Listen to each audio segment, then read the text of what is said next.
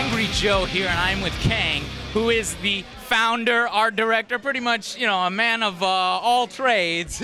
Tell us what you do on the project and a little bit about Hawken. Okay, so basically, Hawken started out as very much a passionate, team project from the guys who just came out from Project Offset. I don't know if you've ever heard of Project Offset. It was a fantasy-based game that got acquired by Intel. And after finishing that, we could have just decided, the team could just kind of split off and go work in different development communities, whatever it is, but we decided to stick together one more time. We knew we had enough money to survive in our basement, whatever, for a year, just kick it. So we at the same time, UDK, the Unreal Engine, came out and available for public use. And we're a huge fan of Mech Warriors, Steel Battalion, Virtual On, the old arcade games. So just all of that aspects sort of fit together and like, let's do a Mech games. And Hawken sort of came out from there. Hell yes. And dude, we respect you so much for going out there and actually developing a Mech game, because it seems like Mech games have disappeared, and only just now it's almost like a rebirth, a revival. You got the Mech Warrior Online coming, and then there's like some real-time strategy one, or no, turn-based strategy one, and then of course Hawken, which is looking, in my opinion, the best of the group, and it's just really fast playing. Oh, for sure, the art style is what I really enjoy, and the atmosphere. It seems like how did that come about? What inspired you for that particular design? So my background has been in film concept art design and video games. So prior to all of this, I've always been the visual development guy that does the paintings and things like that. So when back, I just really love all of the Japanese anime stuff like Ghost in the Shell, all the Palabor, all of the, all the old 80s movie like Aliens, Blade Runner. Have you seen Robot Jocks? I have yet to see that. You know what's funny? Because that's what everyone's been telling me. That's crazy. Yeah. I've seen clips of it. It looks awesome. It looks so fun. And I know Ron Cobb, the guy who designed it, like he's an inspiration. So there's definitely a lot of influence I grew up with, and it's just a project that we wanted to do. We started out, we didn't really care if it makes money or not. It's just we haven't seen a Mech game that we wanted to play in a while, so we just decided to do one. So now, I was watching the video and I was really impressed with not only is there mech combat on the ground, but I saw some flying ships coming in, like almost like horn noises. It reminded me of like Inception, and I think they were firing down. Do players interact with ships in the air? Can you tell us a little bit about that? So that gameplay sort of originates from if you watch Ghost in the Shell, there's a scene of a Boeing flying over the city skyline, and that imagery has just always been stuck with me, and I love building gameplay around visual elements, So, like, what can we do with the big ship in the sky? So we sort of end up treating it like a tank escort mission. So it belongs in our siege mode, which is a very objective-based game, team game, where you have to destroy the enemy's base, and the only way to destroy the base is to send out a battleship, and the only way to send out a battleship is to collect resources. So it has a lot of different steps you have to go through. So it starts out with you fighting over resources around the map. Once you have enough, it will launch a battleship, and then you have to support the battleship because the enemy's side can take it down, and then they can use that energy resources to launch their battleship. So it goes back and forth, and it has a lot of cinematic feeling to it, because you're not just shooting each other, but you look up a lot. There's a lot of verticality involved, so just that feeling, that visceral feeling is what we really want to get out of Hawken, is making you really feel like you're in a mech in this sort of epic sci-fi world.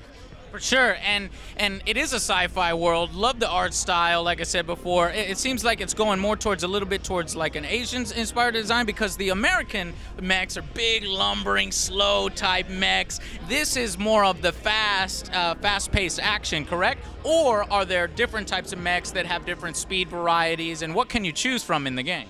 I think it's definitely a hybrid, because a lot of the Japanese mechs are more humanoid, like with hands and fingers and eyes and heads. And the American mechs are actually the chicken walkers and stuff, and that's the stuff I really love.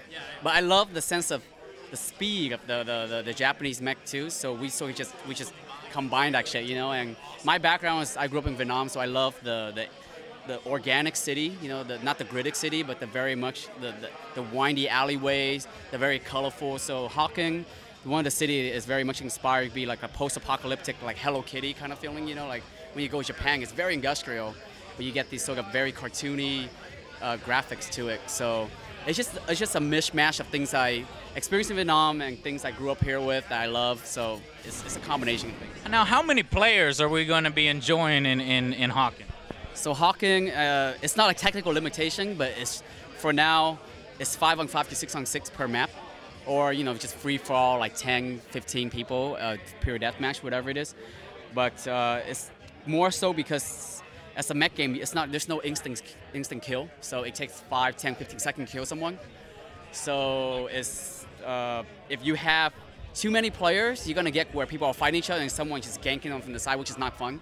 So we noticed that 5-on-5, 6-on-6 is the most fun we can have. Yeah, for sure, and I'm glad you touched on that because Hawken is this refreshing thing, or mech games in general is this refreshing thing from first-person shooters, the Twitch shooters that, you go around a corner, bop, you're dead. You're in the enemy base, bop, you're dead. You make one mistake, you're gone. But in these mech games, it's like if you have headset communication, will there be headset communication? Definitely. We're gonna be, headset, clan-based, and I forgot Vivox or whatever it is. So yeah. We talk to different people about all these integration to making sure that because communication is so important in the game. Exactly, and that's what I was saying. It's like you have time to plan, you do strategies. You can be ambushed by 4 enemy mechs, and you're like, oh crap, I'm next to the tower. Help me out, and you can back up, and your friends show up, and it just turns into this massive epic. I love about it, like sort of strategic elements, and just seeing how people because you're gonna heal. There's no auto health regenerate. You actually have to duck out and heal yourself with the button. And you're very vulnerable at that time, so you need something to protect you. And when you collect energy unit and you bring it back, you carry a lot of energy, but you might have low health. So you might die and drop all of that, and someone can steal it. So you have another friendly to come escort you back, things like that. So it's very team-based, and it's definitely fun to see how people work together. Now, is there like a damage model system? Will you see your windows crack? Will you see any internal damage? And if your mech is destroyed, can you exit your mech, run around on the map, or anything like that? We don't have the exit the map as a human character yet. We originally had planned for that, but it's actually, our team size was so small we couldn't support it. Actually, one of the reasons why we even made a mech game, we have 1 animator to this day. So there's only 1 animator, so we're not making no human character games. Yeah, actually he's sitting right here. So yeah, he's just right next to me. I have to try to talk to him next. So talk to Chris Lawley. He's the only animator, so because with what we have, we do the best we could. Oh my God, and it is so good for a smaller team. So because it is a smaller development team, is there going to be any story mode, or is this more of an open sandbox type? We set up a match, let's duke it out and play like that? More of just, Counter-Strike, kind of, just duke it out. But you never know. We're planning, if we have time, we plan to do a horde mode, which is co-op, and you can, work together and fight off waves of enemies and things like that. And eventually, I love the idea of, I know there's not a lot of single-player aspect to free-to-play model yet, but I think it's coming. So I think free-to-play doesn't necessarily just be multiplayer only, but it's just ideas. It might not ever get made, but I think it'd be awesome to just do campaigns and things like that someday. For sure. I mean, that's we definitely have the story to support it. We just released a cinematic, live-action cinematic trailer. There's a whole big transmedia design around it. So the world has a lot of content and story for I think the fans to sink into. In the future. And there's something I want to show you guys. Now, I just saw it. I'll show you in the video, but check this out. This is a controller. It's Mecha controller. It's still very early, but this is a huge, just beautiful controller. You guys are gonna freak out. Can you tell us anything about it? Italian, but yes, the Steel Battalion! And it looks even more realistic than the Steel Battalion controller. It is even better than the Steel Battalion controller. It looks like it's going to cost a pretty penny, but it is so very cool looking. We're planning to have stereoscopic, right? Maybe 3 monitor support. And we're even talking to some people about motion share. So for people out there with deep pockets, if they want like a full mech simulation, we're trying to support as much as we can. So I even saw one thing that was like a streaming type service where you could stream the game, or did I see wrong? I saw that today for the first time. I've been seeing videos of it, but I finally get to play Hawken on Gaikai. It's the live streaming service, and it's quite amazing. I didn't believe it, and seeing is believing, and seeing how you just play Hawken through the internet with just one green wire that plug into your TV. So this is sounding so good. So tell us, when are we finally going to get our hands on Hawken? When does it come out?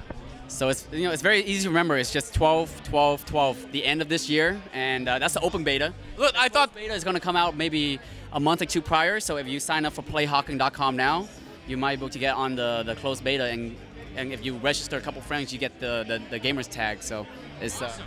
So open beta 12/12/12, closed beta. Check out playhawken.com. Yep, playhawken.com. Excellent, man. Thank you so much for taking time to speak with us. We'll see you guys on the next Angry Joe Show. Everyone looks to the past as the golden times, a place to return to in their dreams. But while the rest of the world looks to the corporations for guidance, the real warriors fight for the soul of the planet. Pilots who believe the way to redemption is forward, down a path of pain and sacrifice. A well-oiled axe and a steady hand will change the tide.